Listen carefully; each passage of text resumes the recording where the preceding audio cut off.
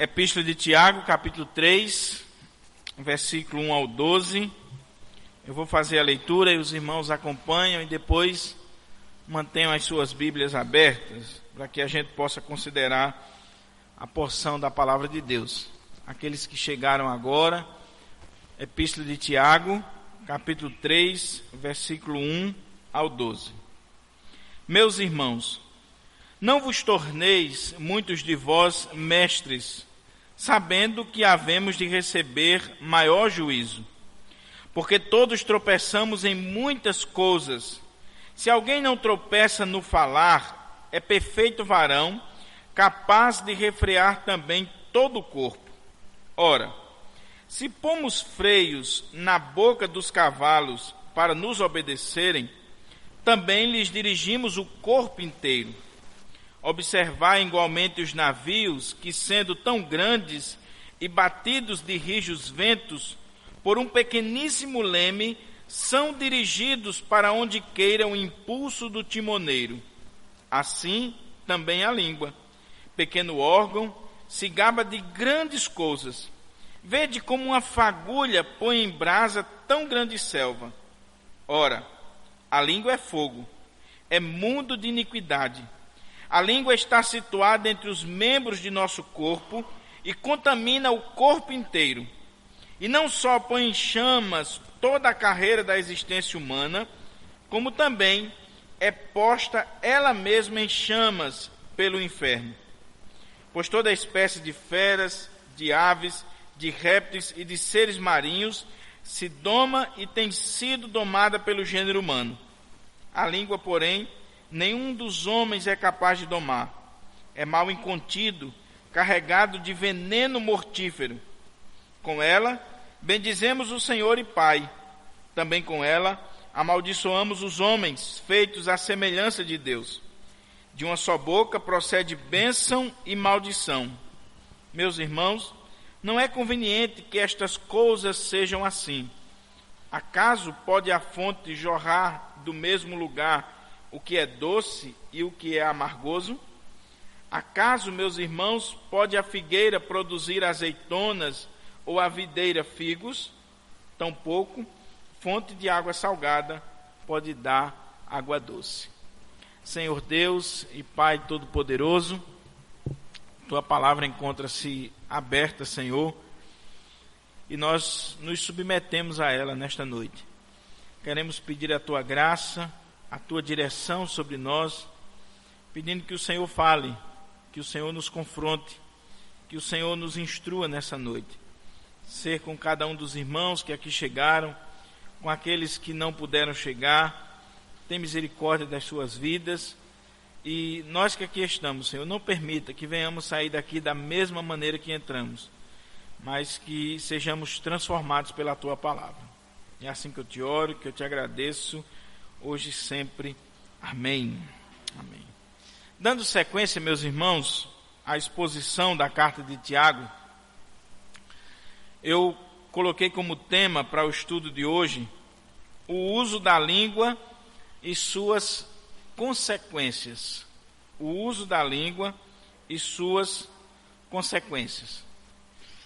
Conta-se que um jovem sábio, ele sendo arguido, sendo colocado diante de uma tarefa de ir ao mercado e comprar o melhor prato de comida que ele encontrasse, ele foi e comprou um prato de língua e trouxe. E aí, a pessoa que havia mandado, preparou, temperou, deixou uma coisa saborosa e serviu. No outro dia, foi-lhe dada a mesma tarefa, só que agora com um propósito diferente. Que ele fosse e comprasse o pior prato que ele encontrasse.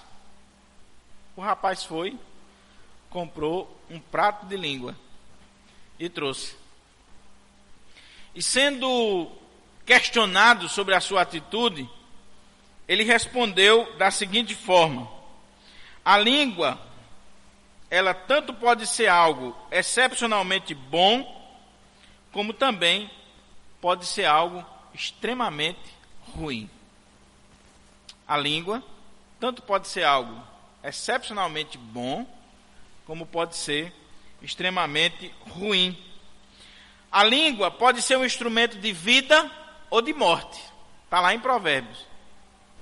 Ela pode servir para nós, meus irmãos, como uma harpa para louvar a Deus, ou como uma espada para ferir e matar o nosso irmão. Também está no livro de Provérbios. O livro de Provérbios, ele é um compêndio, meus irmãos, a respeito desse tema da língua. Se você quer se aprofundar nessa questão, você deve ler o livro de Provérbios, você deve se aprofundar no estudo, na leitura do livro de Provérbios. Porque o escritor de Provérbios, ele vai trazer assim informações maravilhosas sobre a questão da língua, sobre a questão da fala, daquilo que sai dos nossos lábios. É necessário, meus irmãos, nós estudarmos esse assunto pela seguinte razão. Alguém já disse que há 3 coisas que não voltam. 3 coisas que não voltam. A pedra lançada, a palavra falada e a oportunidade perdida. Essas 3 coisas, se passar, não voltam. A pedra lançada, algumas versões diz a flecha, a palavra falada e a oportunidade perdida. Há poucos dias eu estava vendo uma entrevista daquela modelo Lívia Andrade.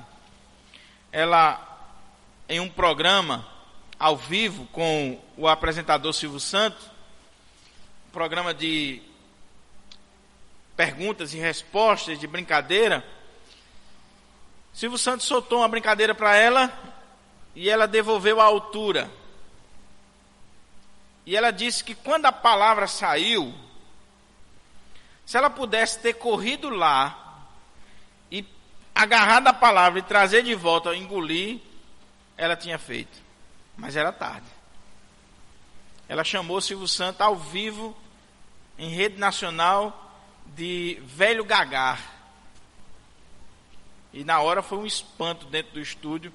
E foi interessante a expressão dela quando ela falou sobre o assunto. Se eu pudesse ter ido, agarrar a palavra, engolir e trazer de volta, eu tinha feito.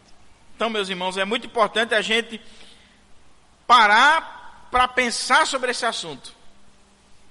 Pensar sobre esse assunto não à luz da psicologia, não à luz das ciências sociais, das regras de etiqueta, mas à luz da palavra de Deus. O salmista, no Salmo 141, verso 3, se você quiser conferir, ele diz assim: põe guarda, Senhor, a minha boca, vigia a porta dos meus lábios. Essa deve ser a nossa oração todo dia. Põe guarda, Senhor, na minha boca. Vigia. Não deixa que eu diga besteira. Não deixa que aconteça comigo o que aconteceu com aquela modelo. De desejar ir e trazer de volta a palavra, mas era tarde. Põe guarda na minha boca.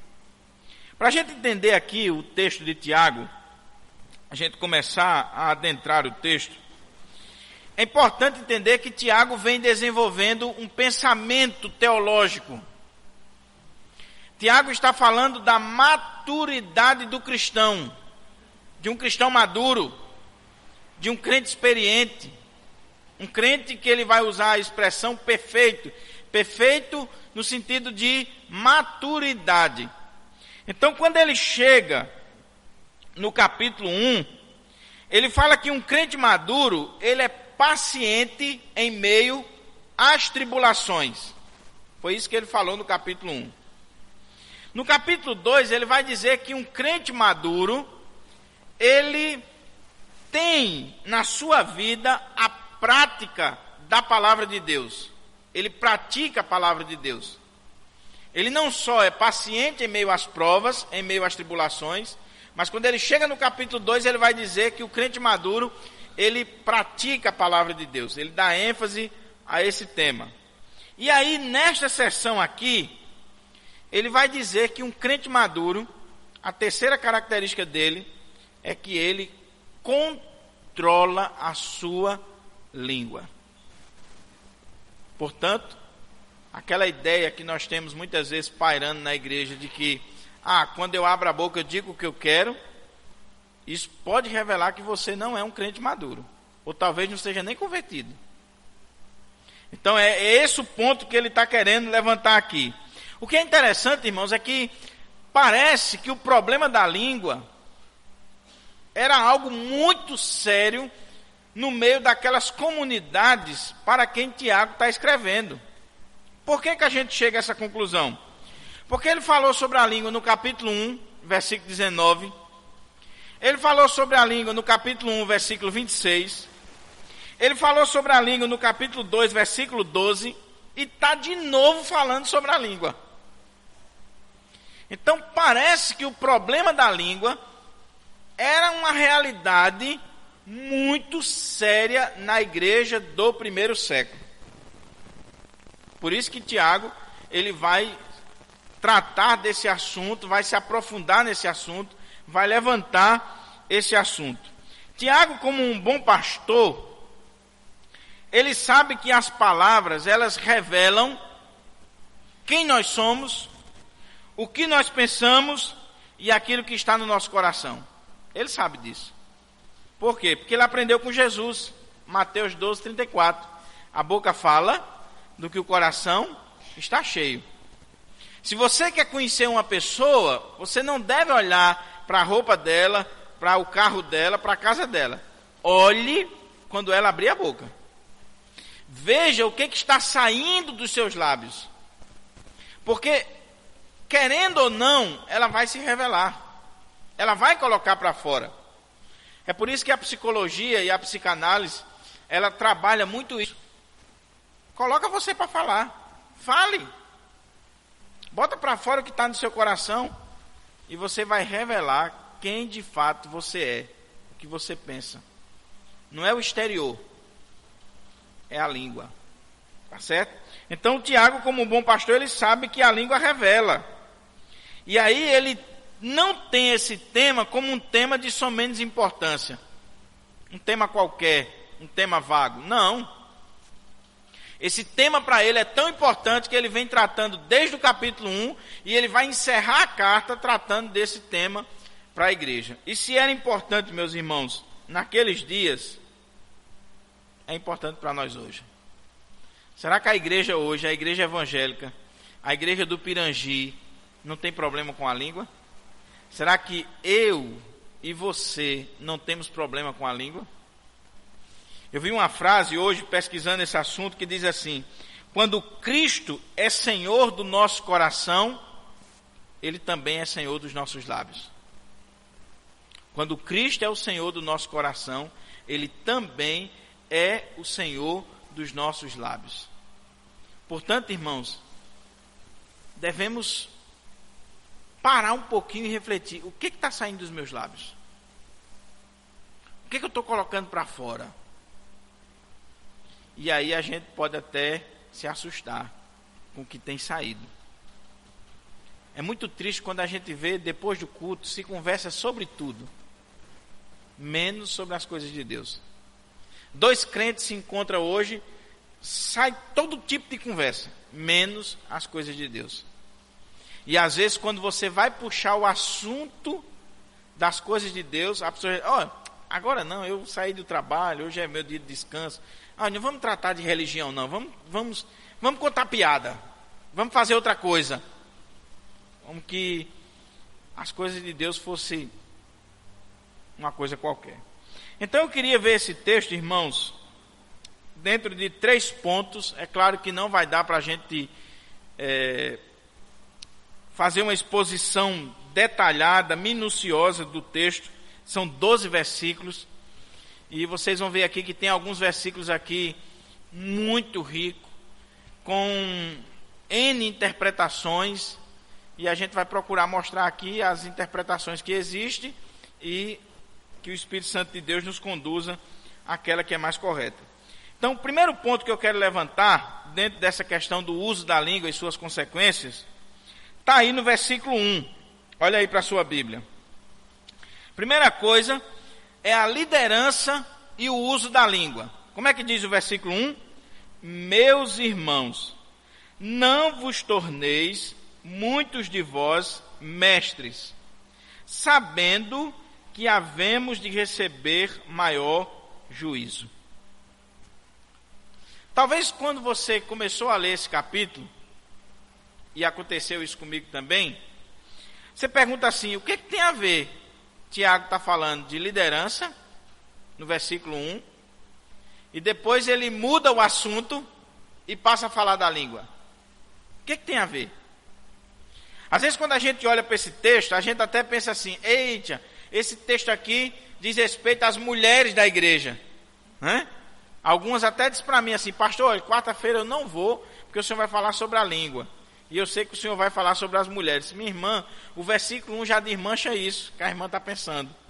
Então, a princípio é estranho que o autor sagrado comece a falar dos mestres da igreja, dos líderes da igreja, quando o seu tópico é o uso da língua.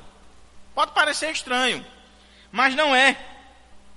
Se a gente considerar esse texto dentro do seu contexto, a gente vai ver que tem tudo a ver. Ele diz assim, meus irmãos, não vos torneis muitos de vós mestres, sabendo que havemos de receber maior juízo. O que estava acontecendo? O contexto aqui, meus irmãos, é um contexto judaico-cristão. Tiago está falando aqui da figura do mestre. O mestre na igreja cristã, o rabino no contexto judaico. Ele está falando dessa figura, daquele que ensina, daquele que prega, daquele que traz a lei de Deus. Num contexto de uma cultura oral, o judaísmo tem essa característica, e também de exposição, porque o mestre ele pegava a lei e ele fazia exposição para o povo. Então, nesse contexto, tem tudo a ver. Sabe por quê? Porque o instrumento de trabalho do mestre é o quê? A língua. É o instrumento de trabalho dele. Por isso que Tiago vai começar chamando a atenção exatamente para a pessoa do mestre. O instrumento de trabalho do mestre é a língua.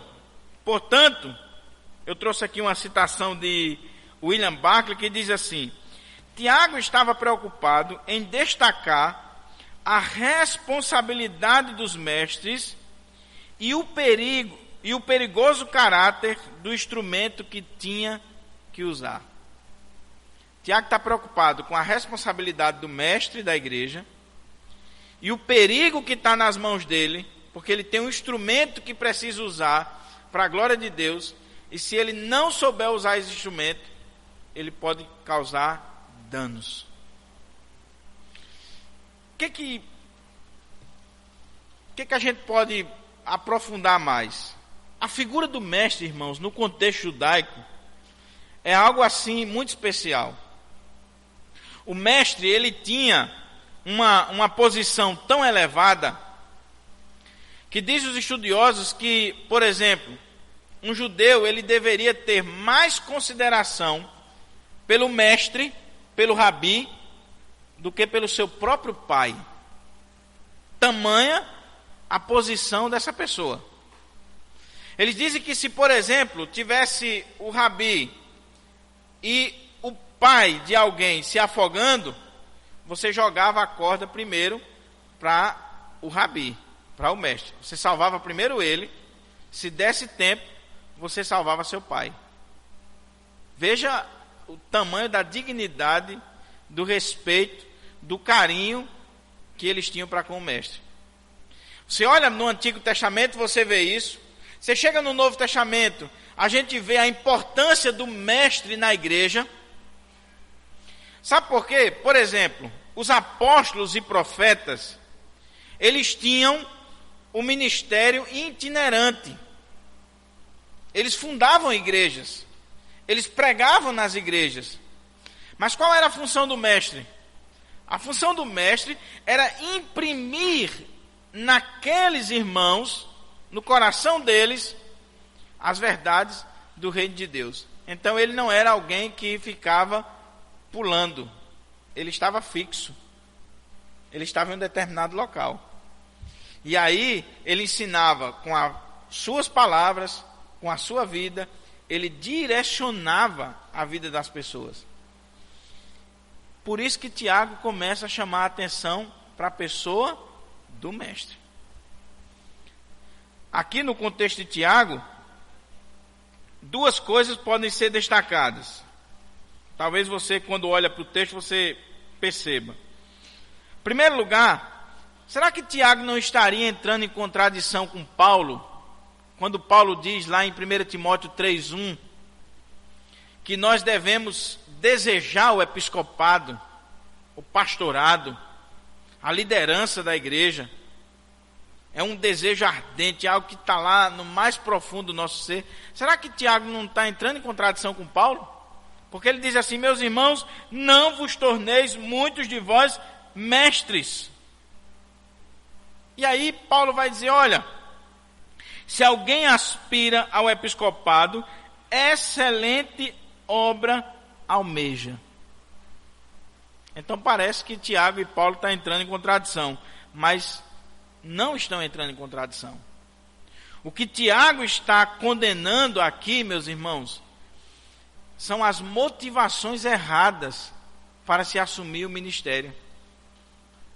O que Tiago está trabalhando aqui é que quando você está disposto a assumir um cargo de liderança na igreja, você tem que pensar muito bem quais são as motivações que estão lhe levando a assumir aquele cargo.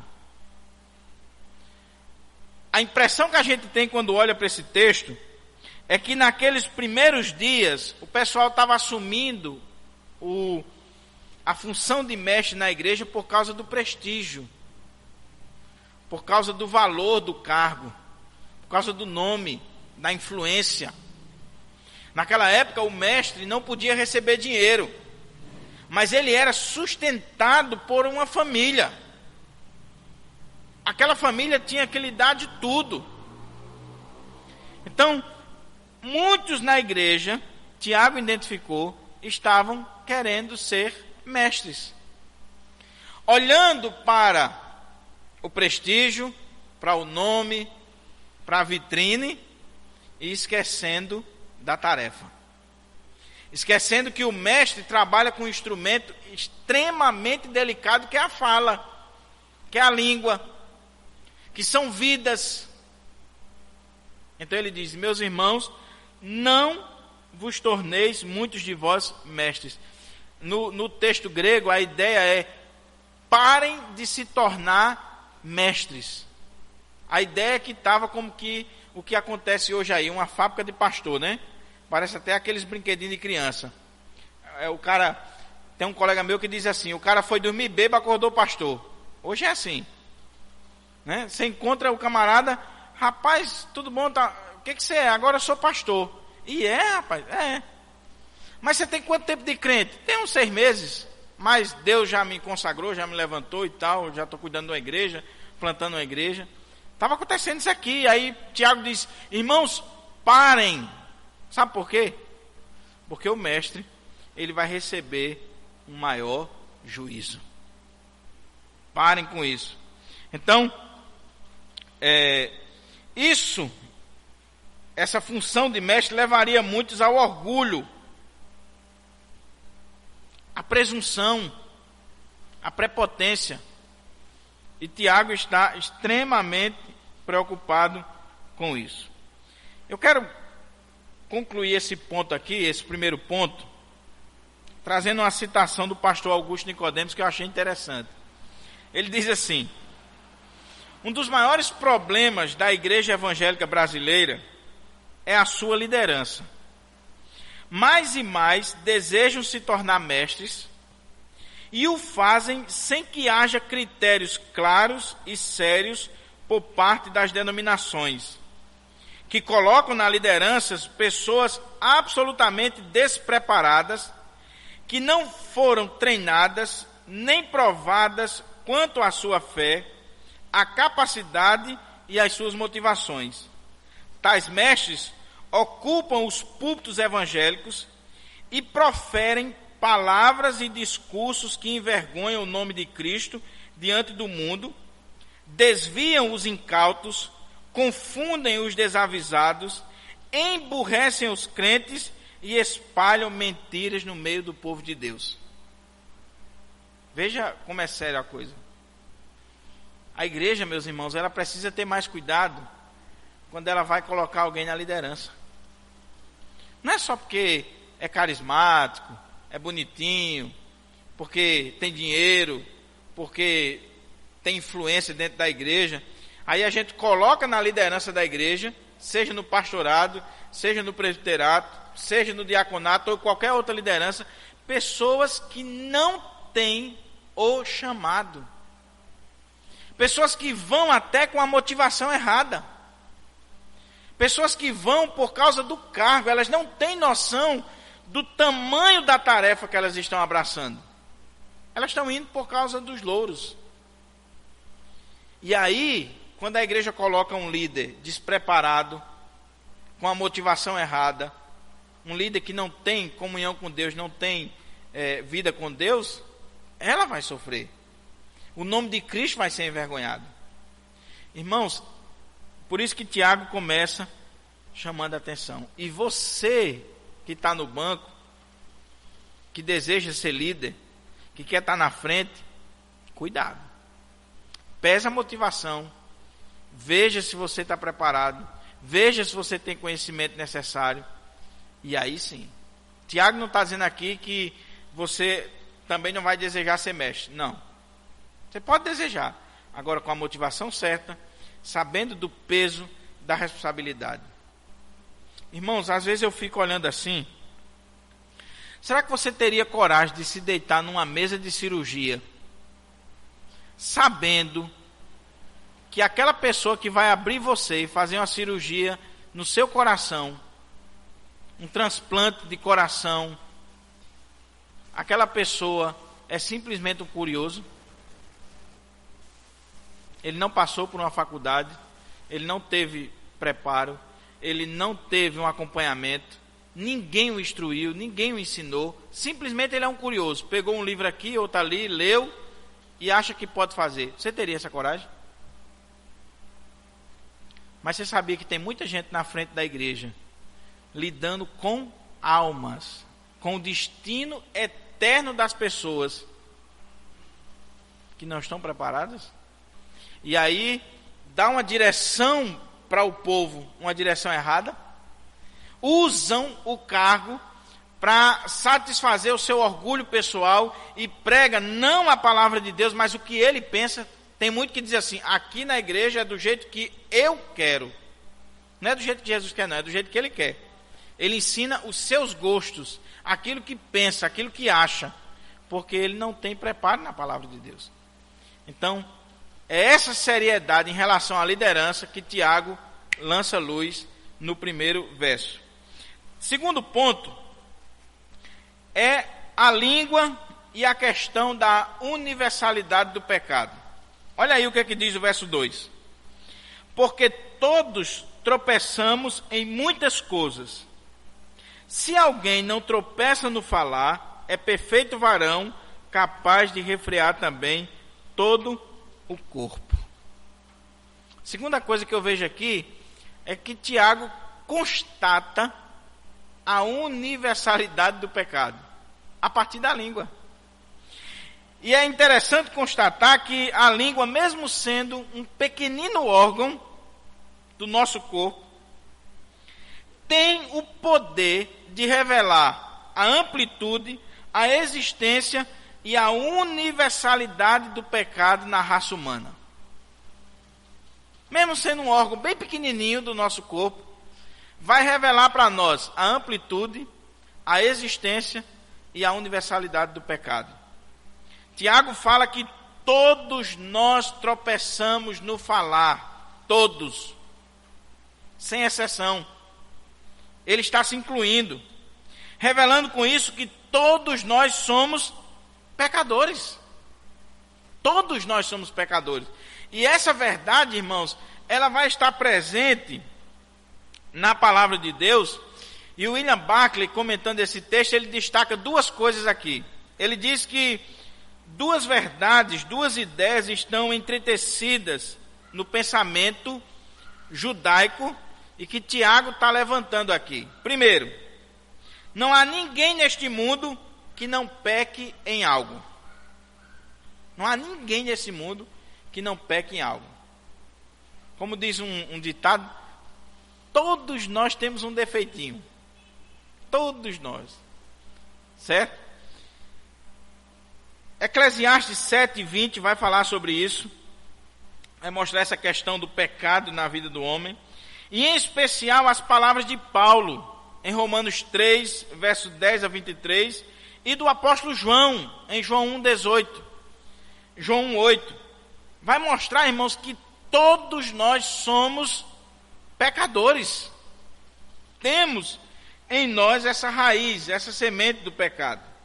E aí a segunda ideia que Tiago está revelando aqui, na visão de Barclay, é que não existe pecado no qual seja mais fácil cair e que tenha consequências mais graves do que o pecado da língua.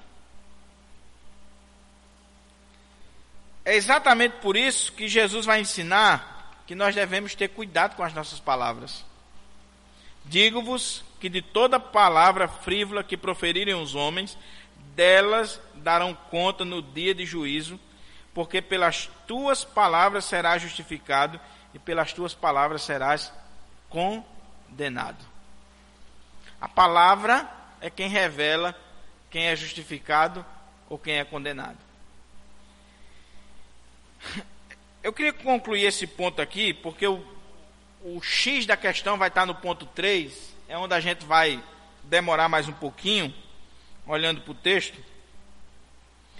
dizendo o seguinte, chamando a sua atenção para isso aqui. Se alguém não tropeça no falar, é perfeito varão, capaz de refrear também todo o corpo. Você já pensou como é interessante o que Tiago está levantando aqui? Assim, olha, se você não tropeça no falar, você é um varão perfeito. Perfeito aqui é no sentido de maturidade. Tá certo? Você é maduro. Você é um crente experimentado.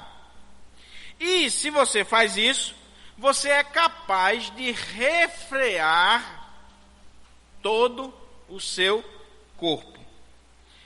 Eu estava procurando assim uma luz sobre esse ponto, e eu encontrei no comentário de Dr. Warren Weisberg, dizendo o seguinte: o indivíduo capaz de disciplinar a língua demonstra que tem controle sobre o corpo como um todo. Mostra que é perfeito varão, ou seja, uma pessoa madura. Tiago não comete um equívoco ao relacionar os pecados da língua com os pecados referentes ao corpo inteiro, pois palavras costumam levar a atos. Durante a Segunda Guerra, estávamos acostumados a ver cartazes que diziam: palavras impensadas podem afundar navios, mas palavras impensadas também podem destruir vidas. Uma pessoa que faz uma declaração irrefletida pode ver-se envolvida repentinamente em uma briga. Sua língua obriga o resto do corpo a se defender. Então veja que a palavra, se você conseguir frear a boca, você vai conseguir frear também todo o seu corpo. Você vai estar livrando todo o seu corpo. Porque uma coisa vai estar ligada à outra. E aí, outro pensador chamado Philo, ele disse assim: Philo chamou a mente de o auriga ou timoneiro da vida humana. Quando a mente controla cada palavra e cada emoção, e quando a mente mesma é controlada por Cristo, então é quando a vida está segura. Deve-se ter em conta que Tiago de maneira nenhuma está dizendo que seja melhor guardar silêncio no falar. Não está advogando por uma vida de monastério, monótono, onde é proibido falar. O que ele está defendendo é o controle da língua. Um autor grego disse o seguinte pensamento: o vencedor do prazer não é o homem que nunca desfruta do prazer, mas sim aquele que usa o prazer como o cavaleiro conduz o seu cavalo, ou como o timoneiro dirige uma nave, e dessa maneira os leva aonde deseja. A abstenção de algo nunca é completo substituto do controle de seu uso, e Tiago não está favorecendo o silêncio covarde, mas sim o sábio uso do falar. Então ele está dizendo assim: irmão, vê se você consegue controlar a sua língua, porque se você conseguir fazer isso, você controla também o corpo. Você controla os demais impulsos da sua vida. Então, é muito interessante isso aqui. Agora eu queria ir para o terceiro ponto, que é onde a gente vai demorar um pouquinho, que tem umas coisas aqui interessantes. Eu queria chamar a sua atenção para o texto. Ele diz assim: ora, versículo 3, se pomos freios na boca dos cavalos para nos obedecerem, também lhes dirigimos o corpo inteiro. Observar igualmente os navios, que sendo tão grandes e batidos de rijos ventos, por um pequeníssimo leme, são dirigidos para onde queira o impulso do timoneiro. Assim, também a língua. Pequeno órgão se gaba de grandes coisas. Vede como uma fagulha põe em brasas tão grande selva. Ora, a língua é fogo, é mundo de iniquidade. A língua está situada entre os membros de nosso corpo e contamina o corpo inteiro. E não só põe em chamas toda a carreira da existência humana, como também é posta ela mesma em chamas pelo inferno. Pois toda espécie de feras, de aves, de répteis e de seres marinhos se doma e tem sido domada pelo gênero humano. A língua, porém, nenhum dos homens é capaz de domar. É mal incontido, carregado de veneno mortífero. Sabe o que é que Tiago vai trabalhar para nós aqui? E que, se você for olhar aqui detalhado, você vai ficar assustado. Tiago vai trabalhar para nós aqui a malignidade revelada no mau uso da língua. Ele vai trabalhar aqui esse ponto mais trágico da língua, que é quando eu uso mal a minha língua, eu revelo o quanto ela é maligna, o quanto ela é inflamada pelo inferno. Tiago vai usar aqui, meus irmãos, algumas imagens, algumas figuras para descrever a questão do uso da língua. Ele usa o freio, o leme, o fogo, um animal venenoso, uma fonte e uma figueira. Dr. Weisberg, que é um especialista em pregação expositiva, ele divide em 3 pontos isso aqui para melhor compreensão. Ele diz que primeiro, Tiago está falando aqui que a língua tem o poder de dirigir. Está aí na figura do freio e do leme. Versículo 3 vai até o versículo 1 até o 4. É interessante verificar que as figuras utilizadas por Tiago nos mostram que, apesar de serem pequenas, elas têm um poder muito grande. O freio tem a capacidade de estancar a força do cavalo, de fazer com que ele, com toda a sua brutalidade, ele estanque ali, ele pare. A brutalidade. O leme, ele dá a direção certa, anal, mesmo contra os rijos ventos. Então Tiago está fazendo eu e você pensar que uma coisa tão pequena como o freio e o leme tem um poder tão grande. Mas aí, 3 verdades podem ser vistas aqui. Primeiro, elas resistem forças contrárias. Tanto o freio como o leme, eles atuam e resistem diante de forças contrárias. O freio está indo de encontro à brutalidade do cavalo. O leme está indo de encontro aos rijos ventos. Segundo, precisam estar sob o controle de uma mão. O freio precisa ter alguém ali que puxe. O leme também. Terceiro, dirigem ou afetam a vida dos outros. O freio, ele dirige e ele afeta a vida dos outros.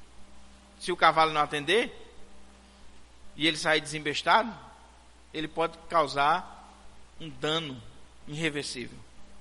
O navio, ele também, se não atender a direção que o leme está dando, ele pode causar um dano. Então essas três verdades, irmãos, devem nos fazer refletir sobre o poder da nossa língua em dar direção diante do contrário, diante de uma mão que domina e diante da vida do meu semelhante. Você já viu que há pessoas que o fogo está pegando dentro da igreja, numa assembleia de igreja, e ela se levanta, ela dá uma palavra e a coisa começa a se acalmar? Mas você já viu que tem miserável que quando ele se levanta, parece que ele consegue movimentar até o camarada mais calmo que tinha na assembleia, vai de encontro. A outra coisa, irmãos, que deve nos fazer pensar é essa questão da mão. O cavaleiro que está lá puxando as rédeas do cavalo e o timoneiro que está lá guiando o navio no leme. Isso deve nos fazer refletir de quem está dirigindo esse pequeno órgão da nossa vida, que é a língua. Quem é que está no controle dele? Quem é que está dirigindo ele? Se o meu coração tem Jesus, é claro que é Jesus que está dirigindo. Agora, se ele não tem Jesus, é o diabo. Não há meio termo. E aí é por isso que a língua vai revelar a nossa espiritualidade. Vai revelar quem de fato nós somos. Terceira coisa que deve chamar a atenção é essa questão de que afeta o meu semelhante. Irmãos, uma vez que a palavra foi lançada, há muitos que suas palavras são como espada. Provérbios diz. Provérbios diz que Deus odeia aquele que semeia contenda entre os irmãos. Então eu tenho que pensar um pouquinho, meu Deus, isso que eu vou dizer, isso que eu vou falar, será que vai trazer edificação ou vai trazer males? Será que eu vou estar dirigindo essas pessoas para o que é bom, para o que é certo, ou eu vou estar dirigindo para o que é mal? Essa sensibilidade tem que estar em nosso coração, irmãos, todos os dias. Então, esse é o primeiro ponto que ele levanta aqui. Um líder nunca é neutro. Nunca. Um pastor de uma igreja, um presbítero, um pregador, um irmão que vem aqui à frente louvar, nunca é neutro.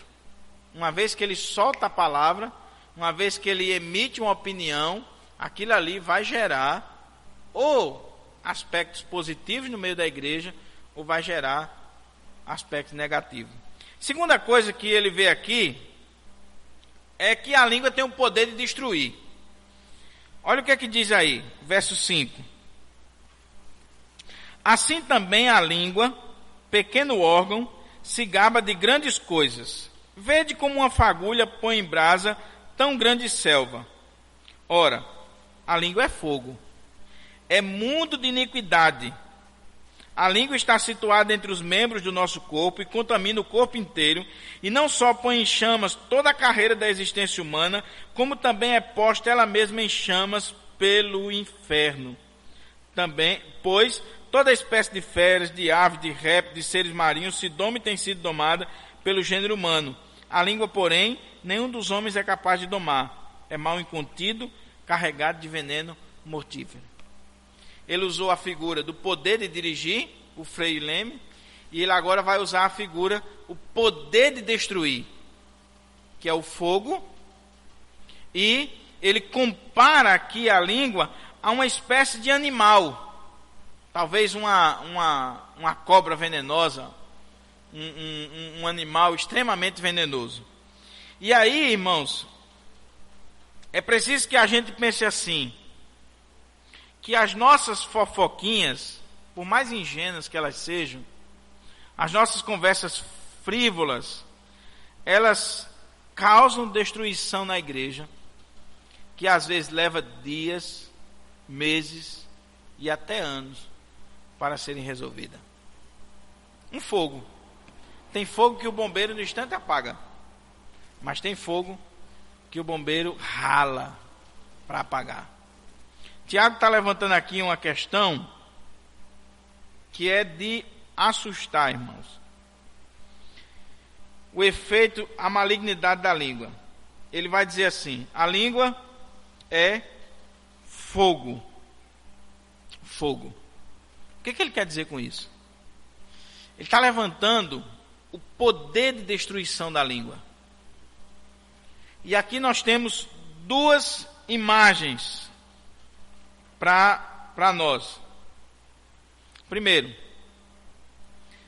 é o poder de se alastrar e o quanto é difícil dominar. O fogo, ele não só se alastra muito rápido, como ele é difícil ser dominado.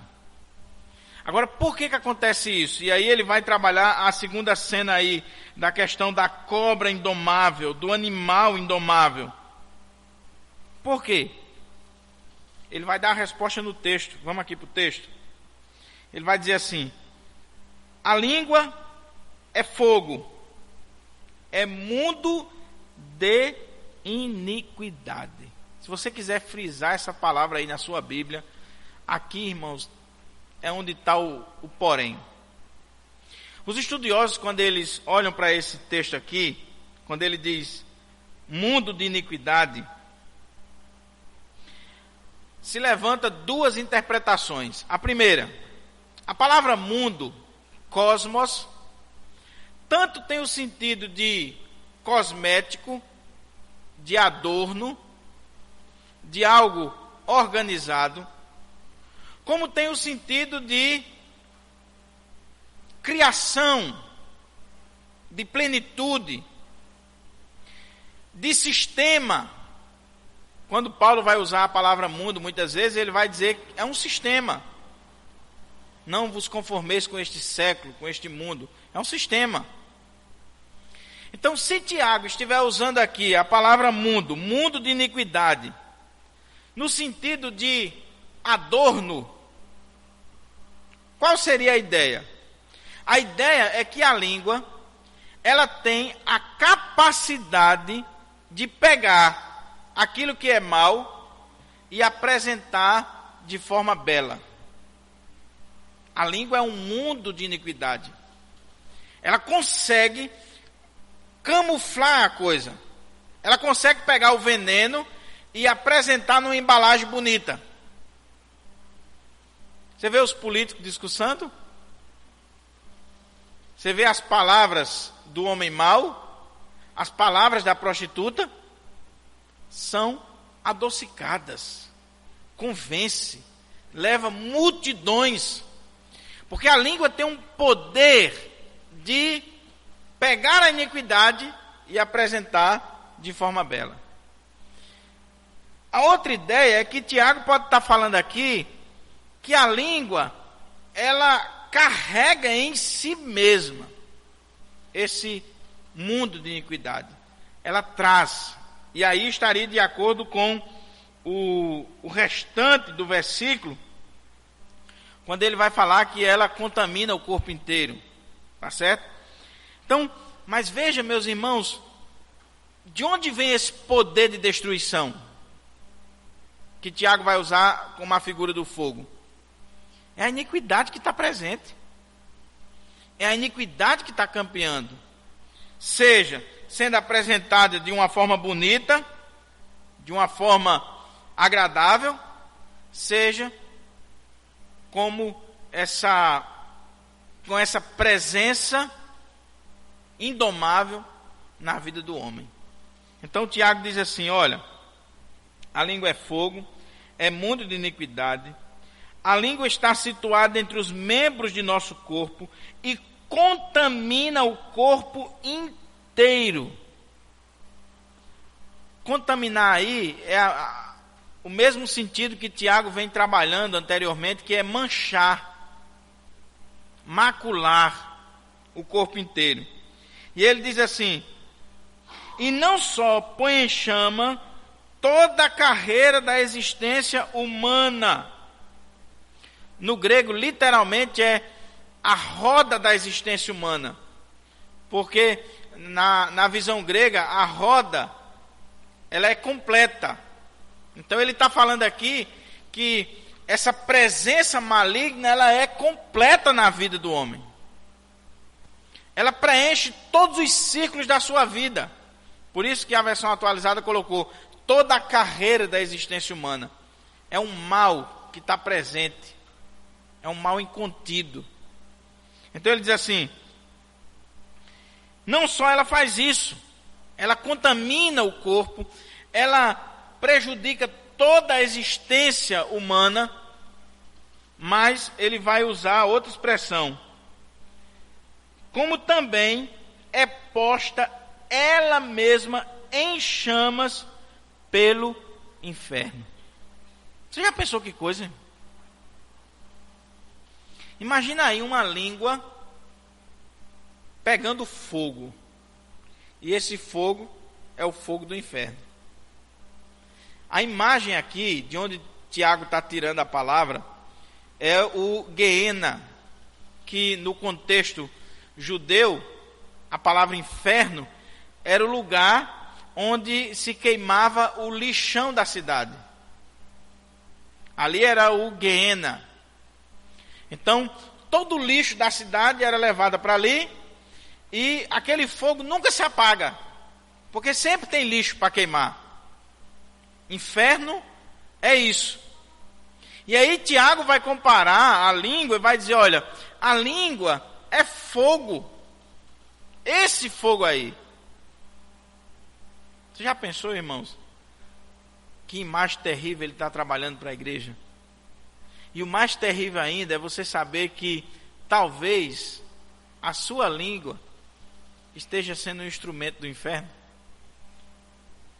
esteja sendo usada pelo inferno.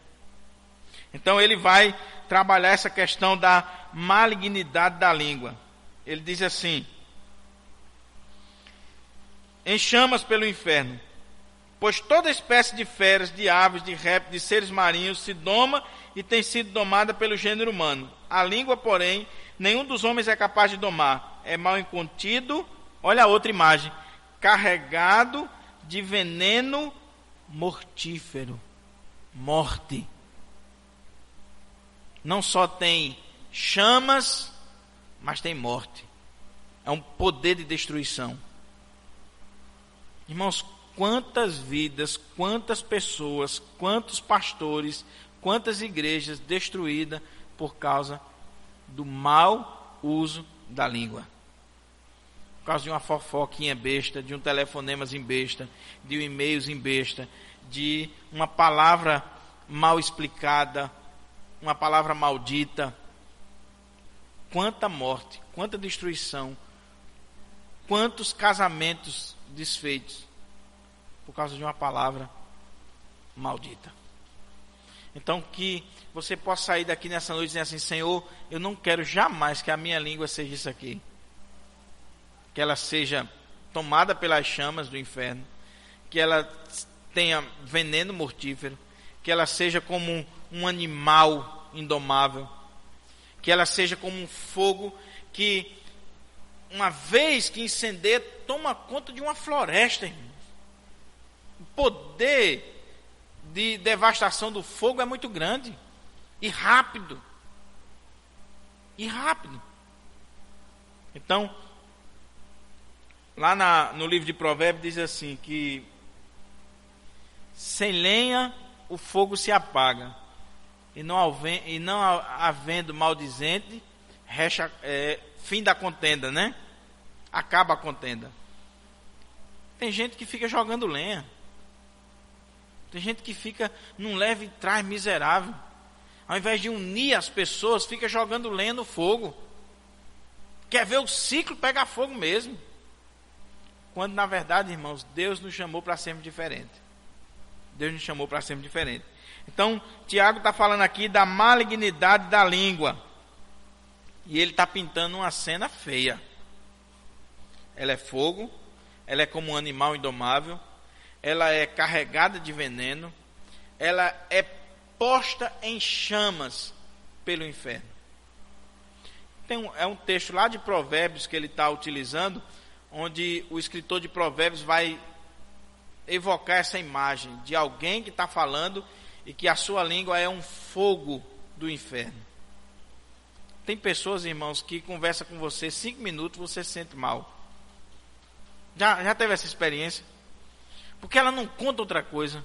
É só miséria, é só a vida dos outros, é só a filha dos outros, é só os problemas da igreja. Meu querido, pelo amor de Deus, diga uma coisa boa, um negócio bom. Diga só uma coisinha boa. Não tem.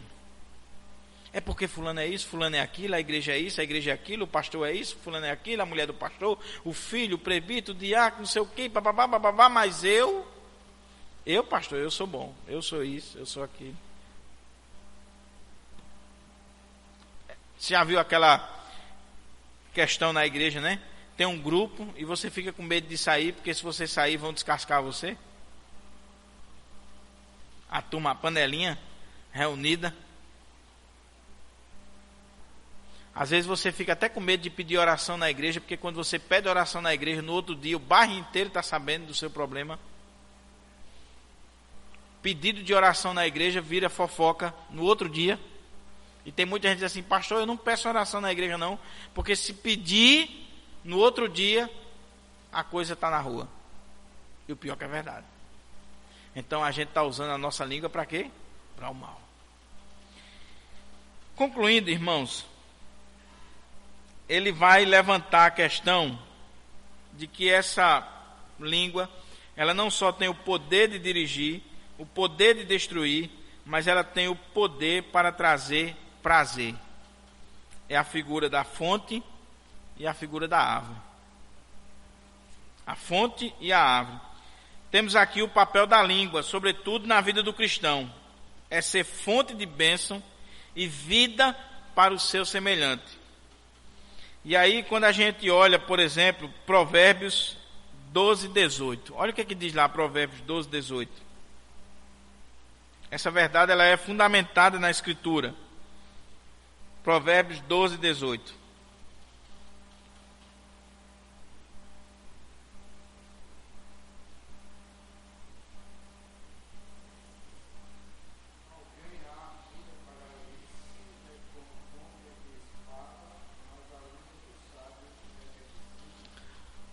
Alguém há cuja a sua tagarelice, a sua conversa fiada, o seu bate-papo é como ponta de espada. Mas a língua dos sábios é medicina. Irmãos, uma coisa que tem me deixado assim profundamente triste, muitas vezes, quando eu converso com alguns, é você ver a pessoa, as palavras dela é só ferino, é só punhal, é só espada, é só crítica, é só trazendo morte. E eu aprendi uma coisa: por trás de um coração que fere, há um coração ferido. Se a pessoa só tem palavras, ponta de espada para você, pode ter certeza, é uma pessoa ferida, é doente. Se você vê um irmão que só vê o lado ruim da igreja e fala mal de todo mundo dentro da igreja, peça a Deus misericórdia pela vida dele. Está doente. Está doente. O sábio, a língua dele é medicina. Ô, meu irmão, estou aqui para lhe ajudar. Tem a palavra de Deus nos seus lábios. Tem uma palavra que, como diz Provérbios, uma palavra dita a seu tempo é como maçãs de ouro em bandejas de prata. Ela tem valor. Ela cumpre um propósito. Eu quero concluir chamando a sua reflexão para esse texto aqui. Versículo 9 ao versículo 12. Com ela, bendizemos ao Senhor e Pai, também com ela, amaldiçoamos os homens feitos à semelhança de Deus. De uma só boca procede bênção e maldição. Meus irmãos, não é conveniente que estas coisas sejam assim. Você já pensou com a boca que você ora, que você louva a Deus, que você dá glória a Deus, se bem que presbiteriano não dá glória, né? Nem aleluia, isso é coisa de pentecostal, mas que você dá glória a Deus, ou pelo menos deveria, aleluia. Quando você termina de fazer isso, você amaldiçoa o seu semelhante? Você diz impropérios com relação ao seu semelhante?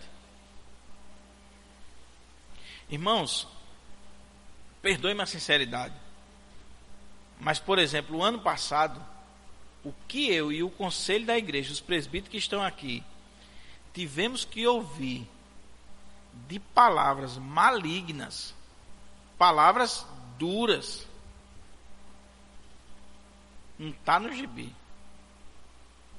E que às vezes dá até vontade de você revidar, porque você é pecador. Mas, meu Deus, eu vou fazer o quê? Se essa pessoa que está fazendo isso está demonstrando que ela não tem nem temor a Deus, quanto mais a um homem. Está dizendo, meu filho, examina a tua vida. Irmãos, a gente tem que deixar, desculpa a expressão, de ser hipócrita. A gente canta os hinos mais bonitos dentro da igreja. Bem-vindo à família, é bom estar aqui, eu amo meu irmão, eu sei que foi pago um alto preço, somos um e tal. Para muitas vezes na porta da igreja o pau já está quebrando. Vamos deixar de farisaísmo, de hipocrisia. A gente dobra os joelhos com o nosso irmão para orar por ele e no outro dia está descascando a vida dele. Isso é hipocrisia. A gente não tem a coragem de chegar à pessoa para ajudá-la, para conversar com ela, e a gente usa os outros. E às vezes até com um ar de piedade. Gregório Magno, ele disse o seguinte, que o pastor, ele tem que ter uma sensibilidade muito grande para perceber que o pecado, muitas vezes, ele toma a forma de virtude. É muito interessante isso que ele diz. Uma pessoa avarenta, materialista, ela pode esconder esse pecado dizendo que ela quer conquistar, que ela é previdente, que ela está buscando o futuro. E muitas vezes ela está simplesmente escondendo um coração materialista. Então, não existe nada pior do que a gente usar de piedade para pecar. Ô fulana, você sabe o que aconteceu com ciclana? Com a filha da irmã fulana. Você viu aquilo, quando na verdade a gente poderia até comentar, mas fulana, vamos dobrar o joelho aqui, vamos orar por ele, por ela. Vamos clamar a Deus, porque hoje foi ele, amanhã pode ser eu. Amanhã pode ser eu. Todos nós aqui estamos sujeitos a cair, irmãos, todos. E cuidado para você não fazer como Pedro, Senhor, ainda que todos te neguem, eu jamais. Aí Jesus disse, Pedro, é hoje. É hoje. E quando ele peca, ele saiu dali e chorou amargamente. Amargamente. Então reflita sobre esse texto aqui. Reflita sobre essa questão da fonte, da árvore. Não pode sair uma coisa boa e uma coisa ruim. Não pode ser o mesmo instrumento que louva a Deus e está louvando o diabo. Não pode. Tem que ter uma transformação. A gente tem que tirar, irmãos, do nosso meio aquela ideia diabólica que está presente nas igrejas. Ah, pastor, eu sou crente, mas a minha mão não. Eu sou crente, mas a minha boca ainda não é convertida. Eu sou crente, mas o meu temperamento ainda não foi mudado. Você pode ser tudo, menos crente. Porque o crente, ele tem o fruto do Espírito. E uma das características do fruto do Espírito é domínio próprio. Há momentos que dá vontade de você soltar o verbo. Mas é preciso pedir graça, pedir misericórdia para se segurar. Às vezes não dá, mas é preciso. E a cada dia eu tenho que ser melhor. A cada dia eu tenho que melhorar. Então que Deus aplique essa palavra em nossos corações.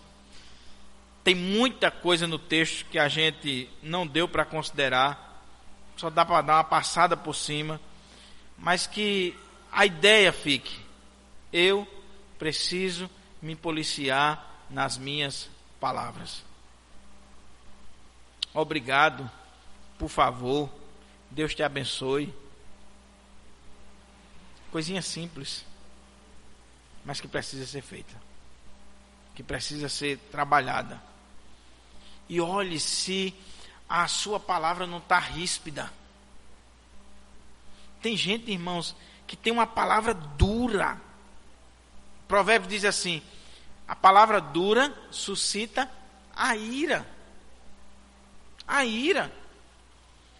Mas a palavra branda desvia o furor. Tem gente que vem falar com você, já é cheio de... Calma. Peça a Deus controle nesse pequeno órgãozinho aí, inflamado pelo inferno. Peça a Deus para ser inflamado pelo céu, pelas coisas de Deus. Vamos orar ao Senhor?